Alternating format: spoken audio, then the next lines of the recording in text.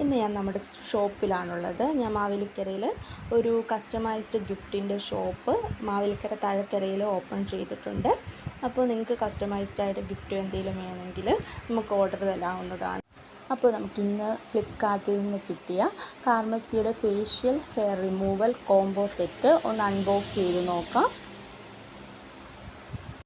ഇൻസ്റ്റഗ്രാമിലൊക്കെ അത്യാവശ്യം ട്രെൻഡിങ് ആയിട്ടുള്ള ഈ പ്രോഡക്റ്റ് ഞാൻ ഫ്ലിപ്കാർട്ടിൽ നിന്ന് 165 രൂപയ്ക്കാണ് മേടിച്ചത്.